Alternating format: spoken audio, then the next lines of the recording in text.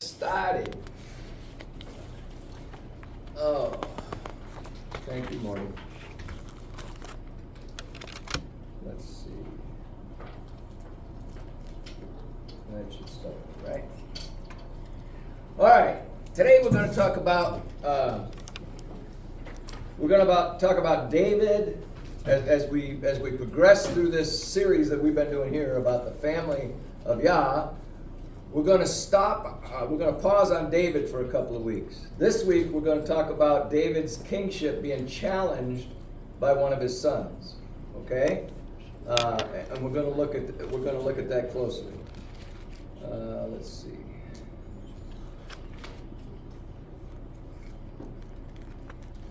All right. We need to begin this. I want to begin this by a recap of David's sin with Bathsheba. Okay? God had placed David as king over Israel, and David finds himself at home at a time when the kings go out to war, right? Remember that? And he sees Bathsheba bathing on the roof, and he brings her to himself, and he lays with her, and she ends up with child, and David tries to hide that, and ends up killing Uriah. Let's turn to 2 Samuel 12, verse 1. 2 Samuel 12, verse 1.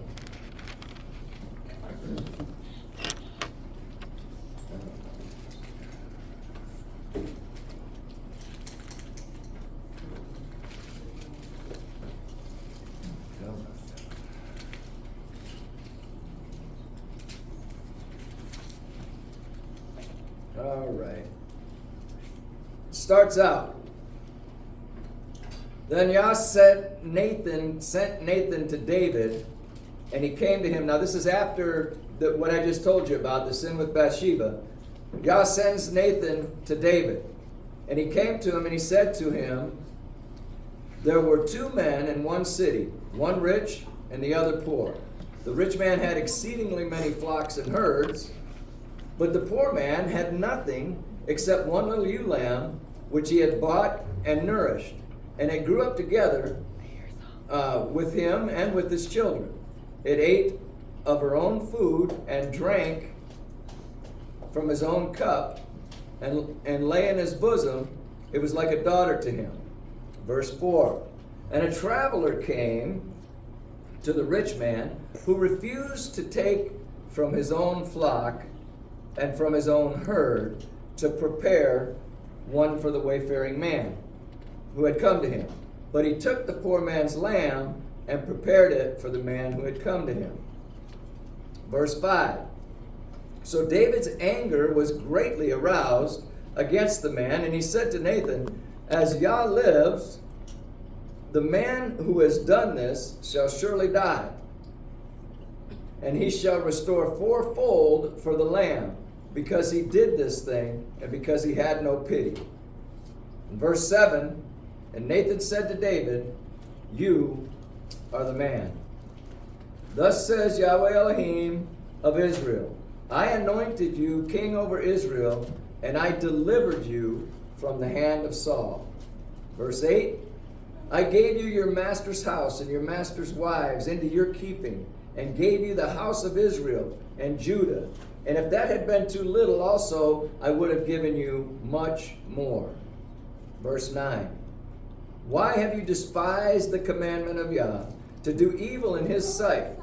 You have killed Uriah the Hittite with the sword, and have taken his wife to be your wife, and have killed him with the sword and the people of Ammon. Now, Yah's holding David responsible for this premeditated murder, okay? And I know it says with the sword here, but that's kind of an idiom in Hebrew, meaning it was a violent, like a wartime violent kind of thing, okay? We know that Uriah was struck by the archers, but it was a violent kind of thing, all right? Verse 10, and here it is again.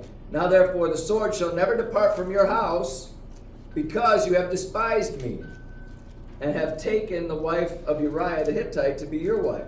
So here again, we got that violent killing that takes place, okay? And Yah says it's never going to depart from your house. Verse 11.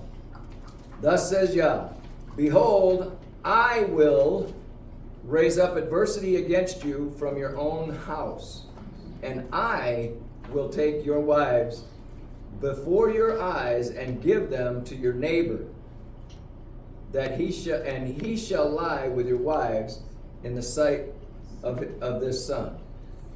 Now that word neighbor is ra'ah in Hebrew, and it means an associate, more or less close. It could mean a brother, a companion, a fellow, a friend, a husband, a lover, a neighbor.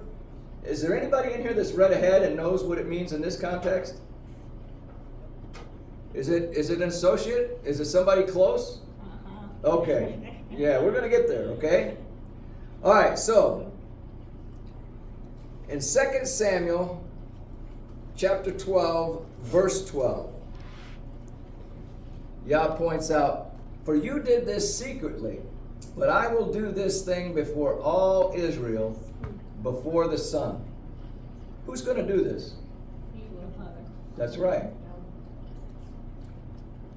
Absalom is the one that fulfills what God said would happen as a result of David's failure to judge fairly. Now I'm going to make that point as we go on, okay? All right, 2 Samuel chapter 13, verse 1. After this, Absalom, the son of David, had a lovely sister whose name was Tamar. And Amnon, the son of David, loved her. Amnon was so distressed over his sister Tamar that he became sick, for she was a virgin, and it was improper for Ammon to do anything to her. Absalom, David's son, had a lovely sister. Absalom's sister, Tamar, is also David's daughter. I know you know that connection, but I'm bringing it out on purpose, okay? Amnon is another of David's son, and he loved his half-sister. It's all in the family here. Pardon the pun, I didn't mean it. Now, who is Amnon? Because this is important. According to 2 Samuel chapter 3, starting in verse 2, sons were born to David in Hebron. His firstborn was Amnon, and by the Jezreelite, okay? His second was Caleb, by Abigail, the widow of Nabal, the Canaanite. The third son was Absalom, and he was born of the daughter of Talmai, king of Geshur. Sure. And fourth was Adonijah. All right? So the first four were David, Caleb, Absalom, and Adonijah. 2 Samuel chapter 13, we're going to be jumping forward, but we'll be jumping all in the same direction. We're going all to the right following the progress, okay? But Amnon had a friend whose name was Jonadab, the son of Shimei, David's brother. Now Jonadab was a very crafty man. Jonadab was Absalom, Tamar's, and Amnon's cousin. Okay? So Jonadab said to I'm losing track here. Amnon said to Amnon, lie down on your bed and pretend to be ill. And when your father comes to see you, say to him, please let my sister Tamar come and give me food. And prepare the food in my sight, that I may see it and eat it from her hand. So Tamar, jumping down to verse 8. So Tamar went to her brother Amnon's house, and he was lying down. And she took the flour and she kneaded it and made cakes in his sight and baked it. Jump down to verse 11. Now when she had brought them to him to eat, he took hold of her and he said, "Come lie with me, my sister." But she answered, "No, my brother, do not force me, for no such thing should be done in Israel. Do not do this disgraceful thing." Verse 13.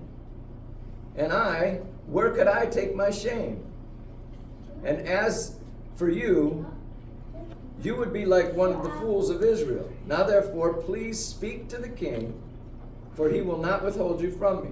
However, he would not heed her, and being stronger than her, he forced her, and he lay with her. Now I want you to remember what we're told in Deuteronomy 22, 25 through 26. "But if a man finds a betrothed young woman in the countryside, and the man forces her and lies with her, then only the man who lie with her shall die. But you shall do nothing to the young woman. For the young woman has no sin deserving of death. For just as when the man rises against his neighbor and kills him, even so is this matter." So it's a capital offense. And although the circumstances aren't exactly the same with what we read in Deuteronomy and what we have right here, the principle is, the act is a capital offense, punishable by death. Should Amnon have been put to death? Yeah. Yes, he should have. But by the Torah, right? Yes. Who was Amnon? David's firstborn, right? Uh-oh. In the Hebrew culture at this time, who was next in line for the kingship after David? His firstborn. His firstborn, huh? Ooh. Continuing. Now we're in 2 Samuel 13:23. "And it came to pass, after 2 full years, that Absalom had sheep shearers in Baal Hazor, which is near Ephraim. So Absalom invited all the king's sons." Now Absalom, jumping down to verse 28. Now I'm jumping around because this is a lot of reading. I'm just bringing out what I want to speak to you about. Okay, I encourage you to go back and read this. Fascinating. Now Absalom in chapter 13, verse 28. "Now Absalom had commanded his servants, saying, Watch now, when Amnon's heart is merry with wine, and when I say to you, strike Amnon, then kill him. Do not be afraid. Have I not commanded you? Be courageous and be valiant." Now obviously, this is a form of vengeance, right? For the death of his sister. Okay? This cannot be classified as the avenger of blood, can it? No. But it's still vengeance. Now, verse 29, "So the servants of Absalom did to Amnon what Absalom had commanded. And then all the king's sons arose, and each got on his mule and fled." I'll bet. Now verse 30. "Now it came to pass, while they were on the way, that news came to David, saying, Absalom has killed all the king's sons, and not one of them is left." Now we were talking about the world being a little bit crazy earlier. Okay, fake news has been around since the time of David. Because he just got word that all of his sons were killed. Okay? Chapter 13, verse 31. "So the king arose, and he tore his garments, and he lay on the ground. And all his servants stood by with their clothes torn." I want to pause there for just a second. David remembers his sin with Bathsheba. He remembers what God told him. And I'm sure there was some burden on him at this time. And I'm wondering, he thinks at this time that all of his sons have been killed. Right? I don't have to wonder, because that's what he'd been told. And nobody had told him different. Okay? So in verse 32, then Jonadab, here's the cousin again, right? Then Jonadab the son of David's brother, answered and said, let not my lord suppose they have killed all the young men, the king's sons, for only Amnon is dead. For by the command of Absalom, this has been determined from the day that he forced his sister Tamar. So he's been thinking on this for a while. 33. Now therefore, let not my lord the king take the thing to his heart to think that all the king's sons are dead, for only Amnon is dead. Again, who is Amnon? He's the firstborn. Now the king is like, okay. So in 2 Samuel chapter 3, I just went back through this again. I just put this back in here to remind us that he was the firstborn. Absalom's the third, and then Adonijah's the fourth. Those three are going to be important. Deep in English, Adonijah is going to be more prominent in next week's study. Continuing. 2 Samuel chapter 13, verse 37. But Absalom fled and went to Talmai, the son of Ammihud, king of Geshur. And David mourned for his son every day. So Absalom went back to where his kinfolk were from. Remember, if we back up a slide here, 2 slides. The daughter of Talmai. So that's who the third son was by. That's who Absalom was by. So he goes back to granddad in that area.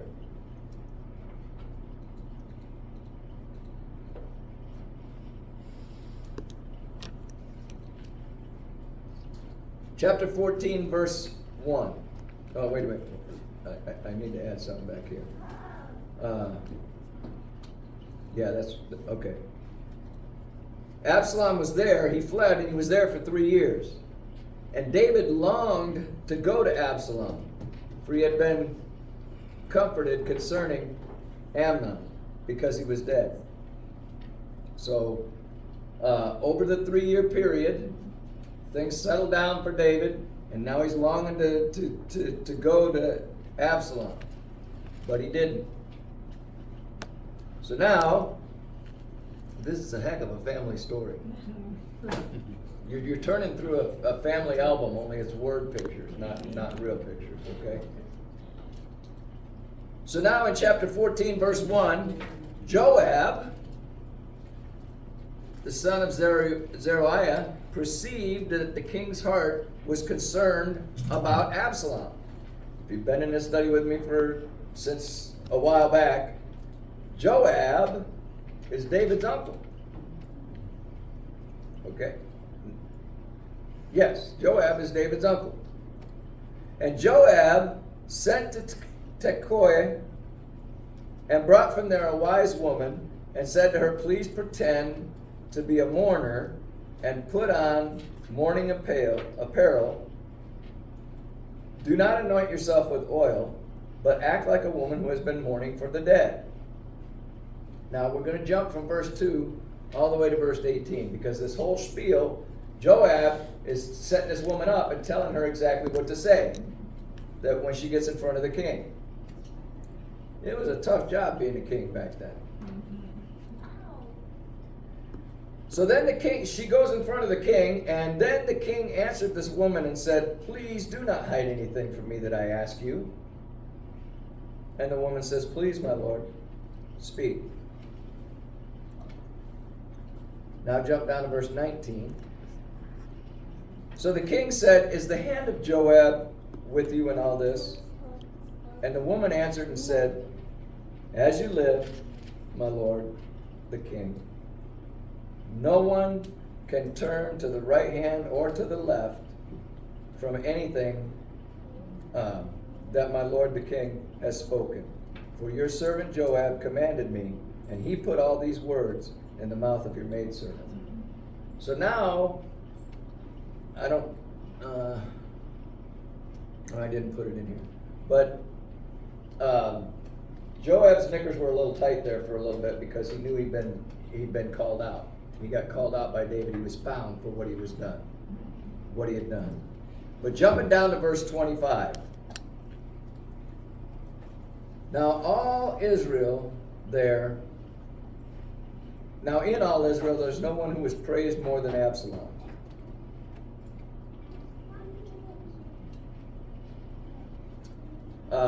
For his good looks. From the sole of his foot to the crown of his head, there was no blemish in him. And Absalom dwelt a full 2 years in Jerusalem. So the whole moral of the story of that wise woman going back there was to bring Absalom back. Absalom comes back, but he didn't see the king. He couldn't see the king's face. But he stayed 2 full years in Jerusalem. But he wasn't allowed to see the king. Now jump down to verse 33.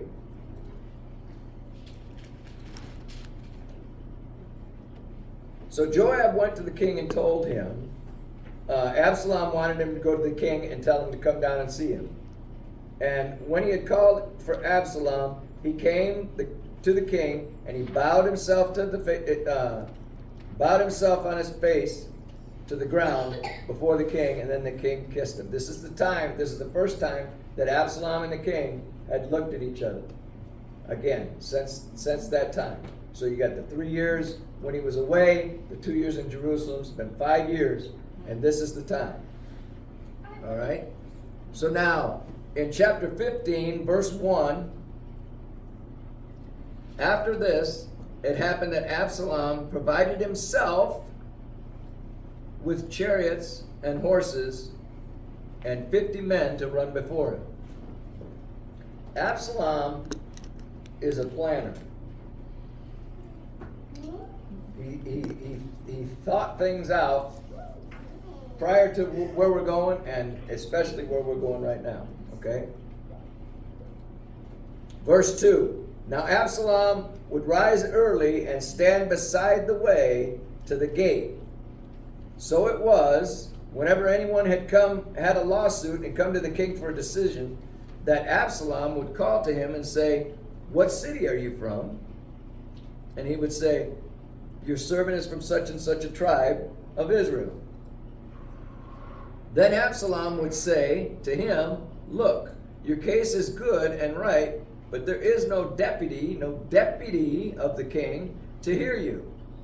Moreover, Absalom would say, "Oh, that I were made judge in the land, that everyone who had any suit or cause could come to me, and I would give them justice."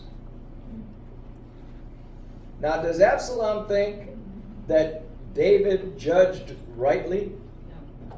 No, he does not. He does not think that David judged rightly in the case of Tamar. And he thinks he did. Because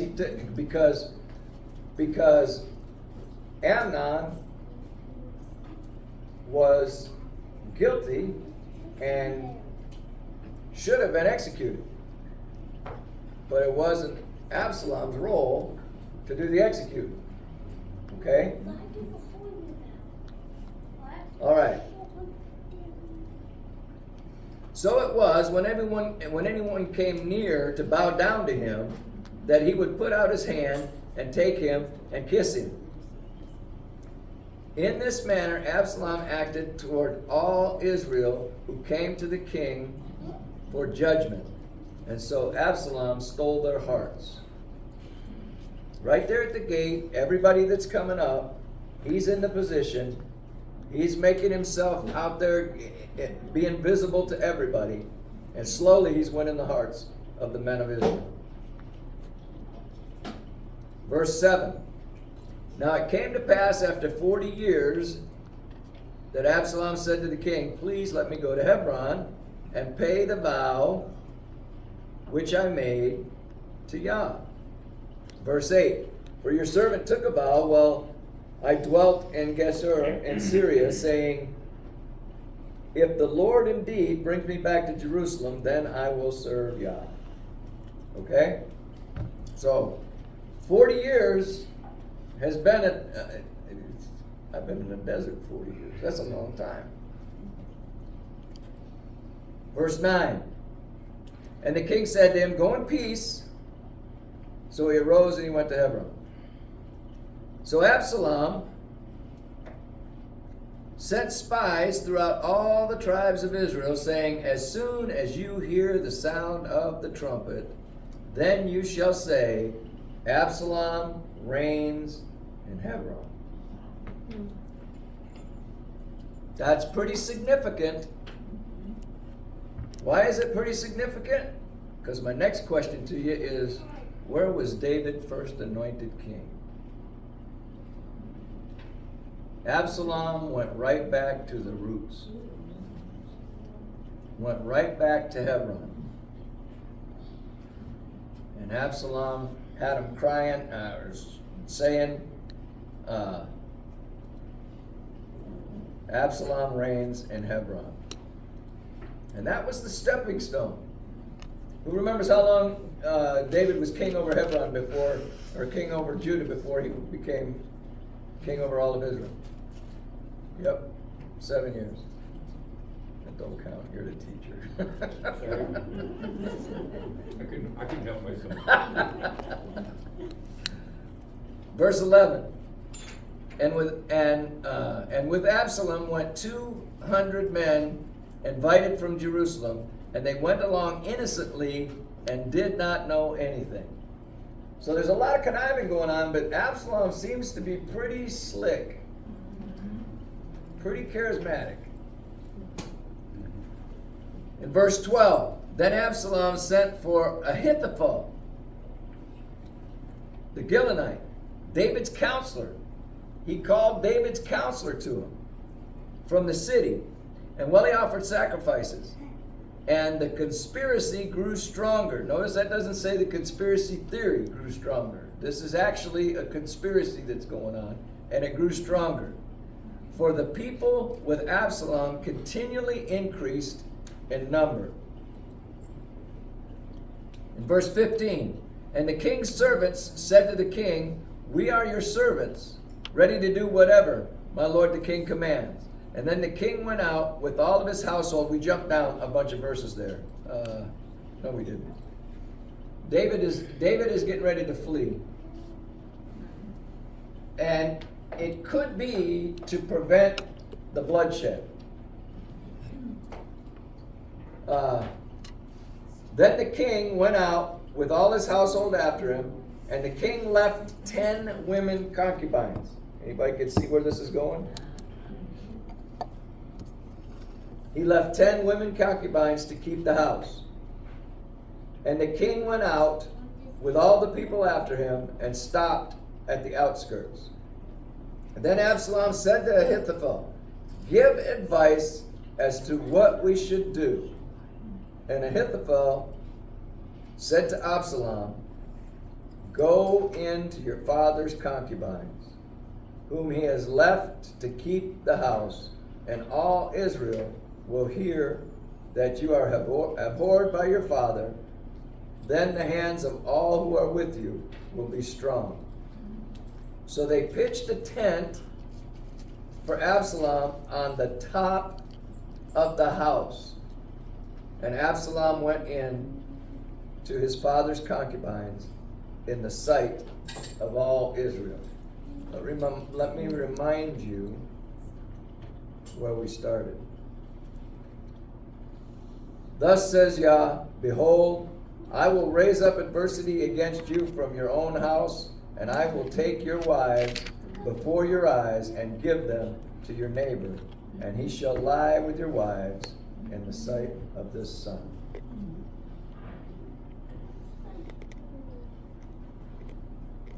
He's in control, folks. Absolutely in control. I went through that for a couple of reasons. Number one, the family. I'm still on the family. This book is to his family. You can tell somebody that's not his family when they don't want anything to do with this book. But when people start reading this book and they want to dig in more, They're part of his family. Because that's who he wrote this to. Okay? A lot of times,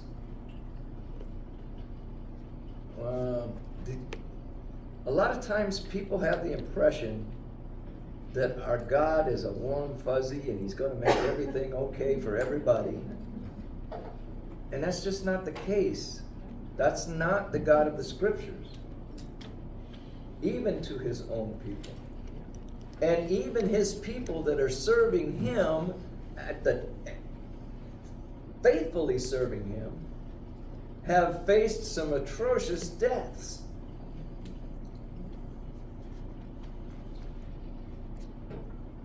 There's a misunderstanding these days of who God really is. Amen. And there's only one way to understand that and know that, and that's to stay in the Scriptures. We look at this crazy world that we're in today.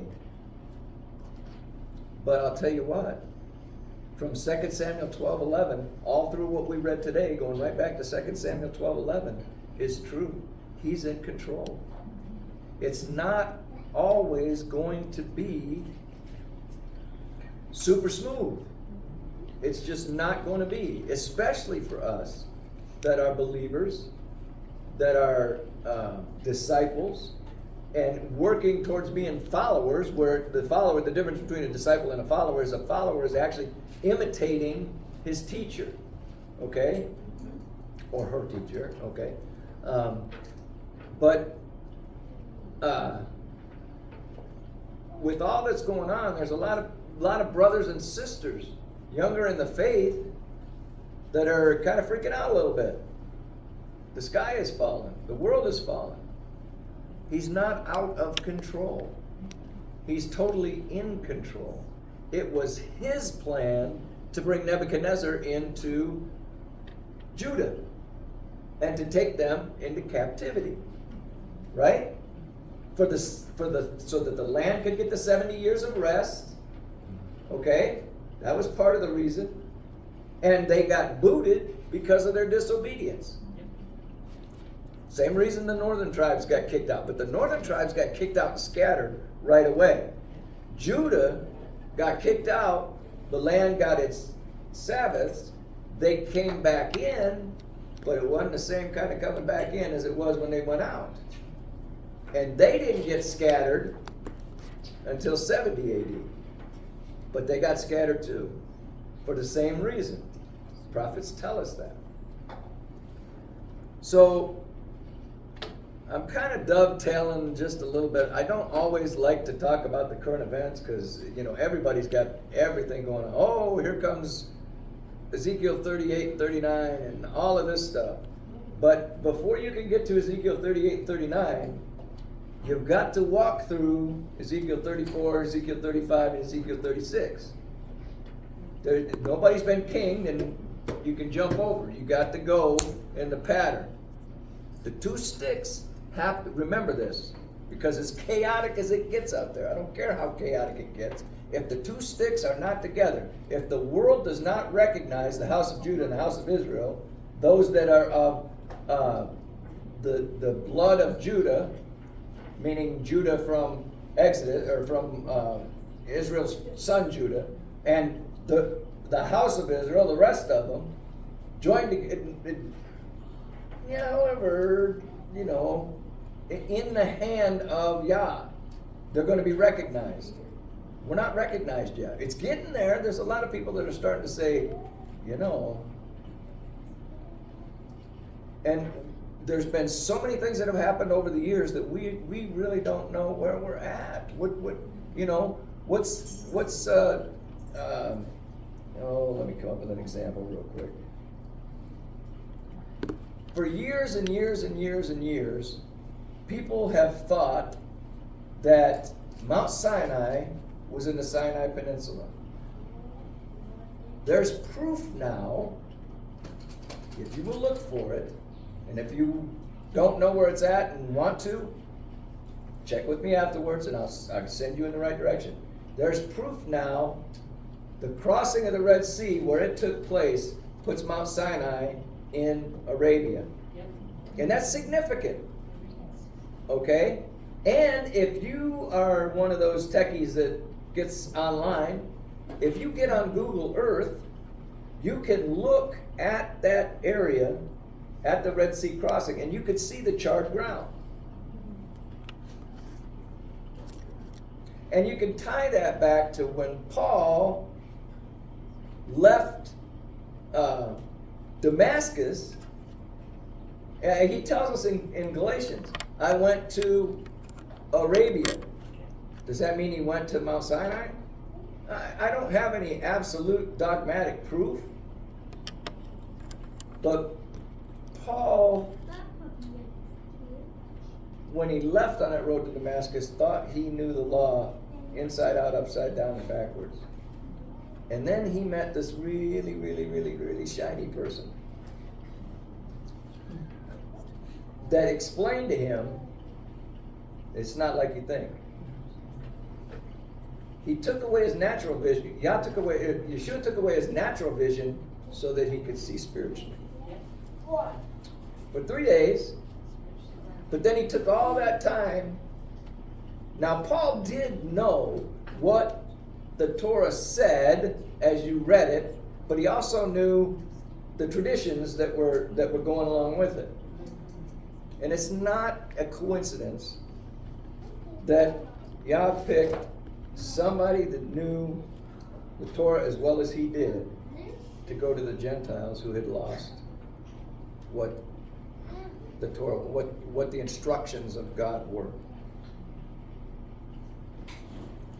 He used somebody to come. Now, how many of us have been ministered to by any of the letters of Paul? Huh? Anything Paul said, you know?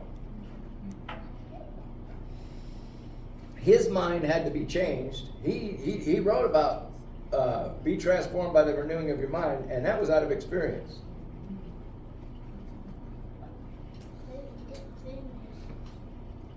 He also wrote about a battle within in Romans 7. The things I want to do, I don't want to do. The things I don't want to do, I do. We touched on this story of David and Bathsheba a couple of months ago or something like that. Some of the things we talked about were when Nathan was given that parable there. The man, the rich man, and then the visitor. And, you know, was the visitor Hasatan or and somebody, I think it was you, brought up self. It was the flesh. And that fits. When David is a king, he was anointed as king. He's operating under exactly what God says to do. But then the flesh rears up. Which is only possible on any day that ends in a Y, by the way. The flesh will flare up at any time. It may be, it probably won't be in this area. It probably won't be from sitting on a roof and watching somebody take a bath. But there's 1,000 ways that it can happen. Like being a news junkie, you know? Getting tied up in the news. If it's not in line, if it's not in line with what Yah is calling us to do, you know, the flesh rears up. So, and Paul wrote about that. The things I want to do, I don't do. The things I don't want to do, I do. All right, there was one more thing, if I could think about it. There was one more thing I wanted to bring up about David. Let's see. Okay, let's talk about David for a second. The reason that this verse is 12:11 is here. The reason that verse 12:11 is here is because David sinned, right? And we just read. We spent several minutes reading all through this process and everything that took place. We see one of David's sons, his firstborn son, force his own daughter. And he didn't do anything about it. I want to submit to you, And I know through my own experience that this has happened, but I know you guys don't have to deal with sin near as much as I do. But David put himself in that predicament through his sin. He didn't want to, he didn't know it. Tradition for that culture said Amnon was going to be the next king. He didn't do what Torah told him to do because, well, I'm speculating now, I haven't asked him, but he didn't do what he was supposed to do, what he should have done, because of the potential that would have been the next king. Okay? That's just speculation though. But the point is, I know in my own life, sin in my past has brought me up to situations where, yikes, I have got me a lose-lose situation in front of me. But you can always turn a lose situation into a win when you do what David did as he wrote the Psalm. Turn to Psalm 51. That's a good place for this. Psalm 51.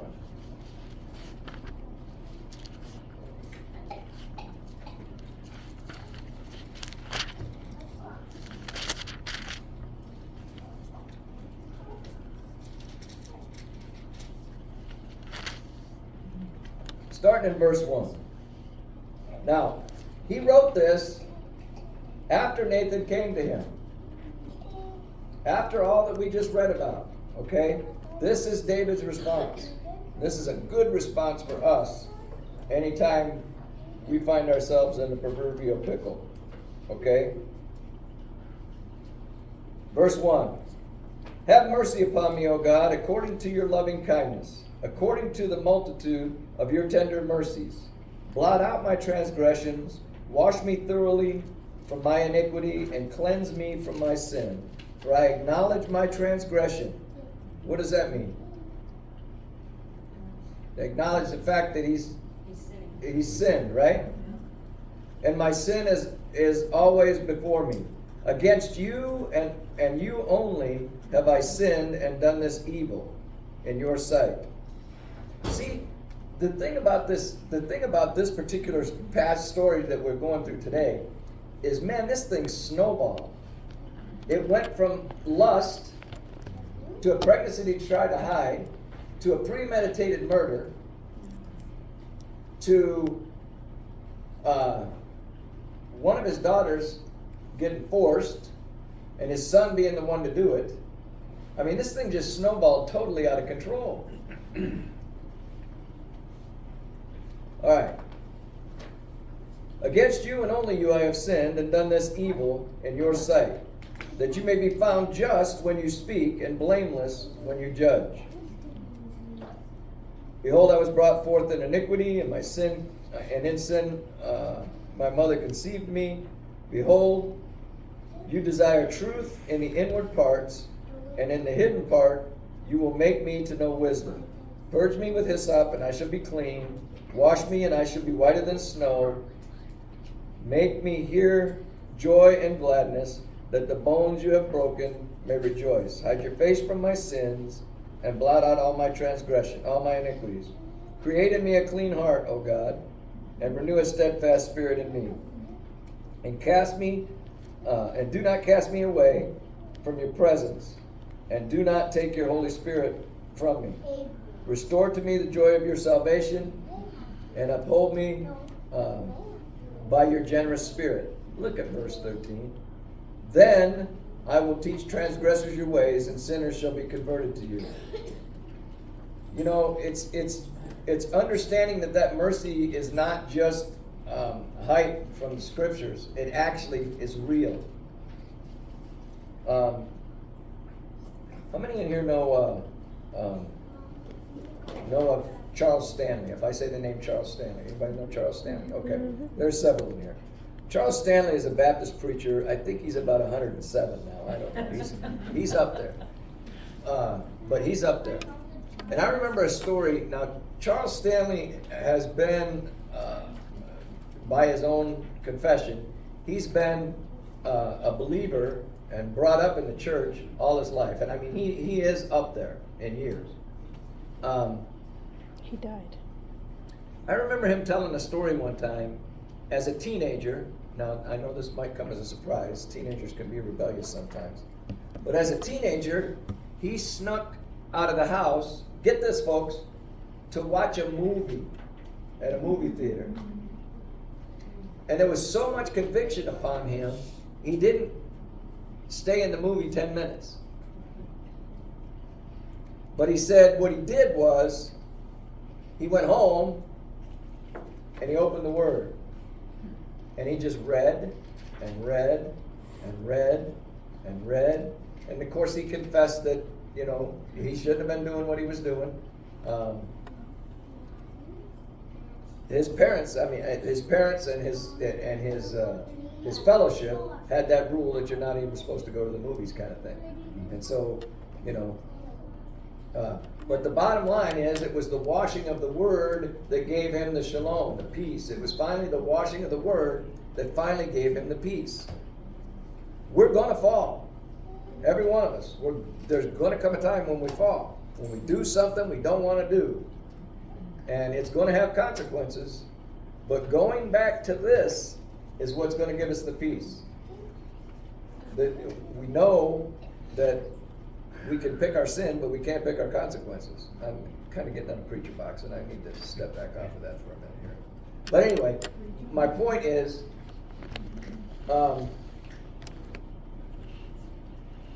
David was raised up to be the king of Israel.